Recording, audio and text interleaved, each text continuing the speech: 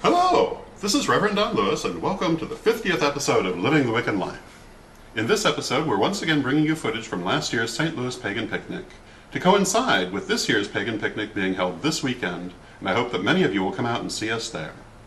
In this episode, our guests include children's author Lyon Martin, novelist M.R. Sellars, and in part 2, Mike Nichols, author of The Witch's Savant.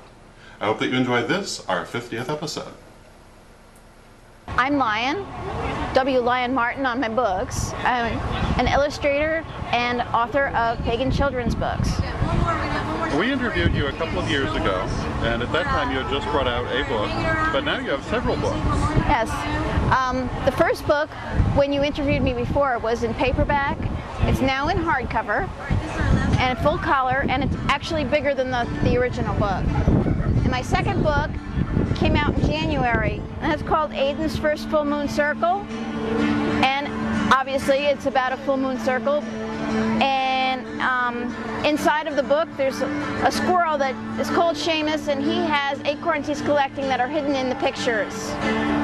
And my newest book, which just came out this month, is called Watchers, and it's a bedtime story about a little boy who goes to bed and he sees eyes watching him in the dark. He hatches a plan to capture them, and he finds out after he captures them that they're really there to protect him, and they turn out to be fairies. Very cool. I'm also working on my fourth book, which will be out in January. It's called Rabbit Song. It was written by S.J. Tucker and Trudy Herring, and I'm doing the illustrations. Congratulations. Thank you.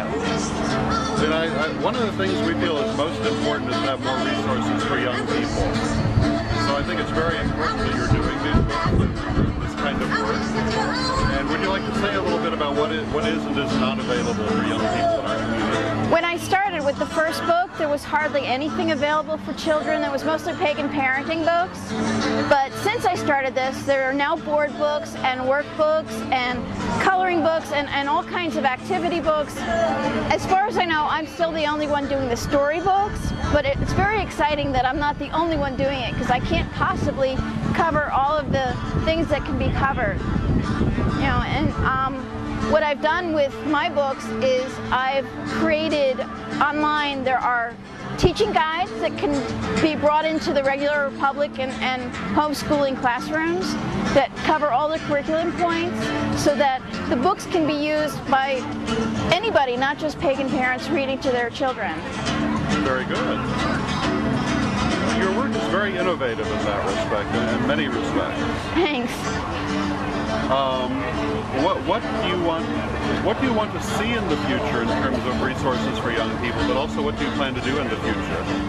Well, aside from the next book that I'm working on, I also have a book in the works for a heathen child, and I'm having a lot of trouble with that because I'm not heathen, but I've been asking people who do follow the heathen way to help me with the storyline so that I can get the facts right. And I'm also working on another book. This is a pagan parenting book with Ashleen Ogaya, and I can't say anything more than that, but basically it's how to create ritual for our children. Oh, very good. So we're going to be shopping for a publisher for that. If people would like to get copies of your books, where would they go? magicalchildbooks.com. That's my publisher. And I also have a mailing list, and it's a Yahoo Groups mailing list. It's Magical Child News, and I send out a monthly newsletter and a coloring page. And right now I'm working on a series called ABC Lesser Known Goddesses. This is May's Goddess. Oh. And obviously I'm up to H, and June will be I, but I haven't done enough research at this point to tell you which goddess June will be. So, a lot of goddesses are, the research I do to find out about them, some of them are not appropriate for children or coloring pages. Yeah. Well, thank you very much. Thank you. I know you have a workshop you have to go do. I'm giving a workshop. It's called Blessing the Boundaries. It's for adults. It's basically how to bless your house and property. Thank you very much. Thank you. And have a wonderful workshop. Thanks. We're here at the St. Louis Pagan Picnic with M.R. Sellars. Hi. And are you enjoying the picnic? Having a ball, as usual. How long have you been coming to the picnic? I've been coming to the picnic for about 9 years. How would you say it's changed in those 9 years? Well, it has gotten larger, obviously, and actually I've seen a lot more interactivity in the workshops over the past few years. Earlier, it seemed to be more of a shopping event. And the workshops, people just didn't really know they were going on, it seemed like. And now there are a lot of people in the workshops, and that's great because, you know, it helps with the education and such. Yes, indeed. Now, would you write mystery novels? Mystery, suspense thrillers, yes, with the where the witch gets to be the good guy for a change. Would you like to tell us a little bit about that? Sure. I write the Rowan Gant investigations. They, like I said, suspense thrillers with a paranormal bent, pagan bent, definitely. Rowan Gant is a witch who lives in St. Louis, and his best friend is a homicide detective who works with the Major Case Squad.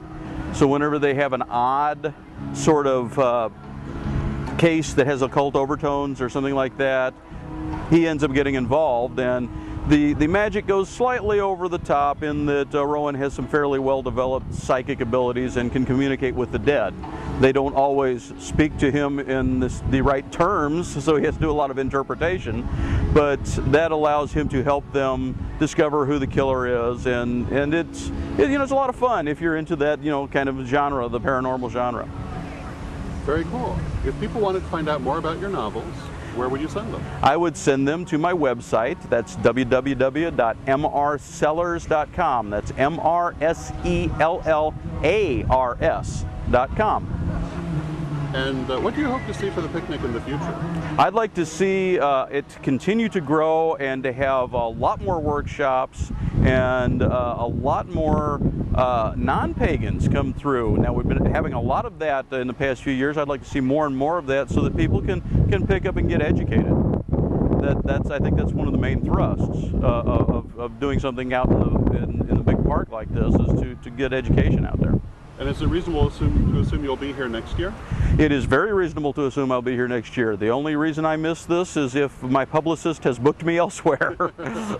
So if people come to the picnic next year, you will be available for book signing and so forth? Yes, and I will certainly be doing some workshops as usual. Thank you very much. Thank you. I hope that you enjoyed part 1 of our episode and you'll join us again for part 2 and our interview with Mike Nichols, author of The Witch's Sabbat.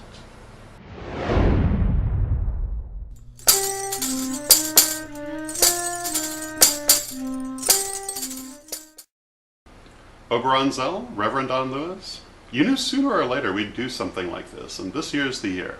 So come on out to the St. Louis Pagan Picnic June 13th and 14th at Tower Grove Park in St. Louis, and watch as Grey School and Witch School go head-to-head in the world's first Witches and Wizards tournament. It'll be a great time, so come join in the fun. We'll see you there.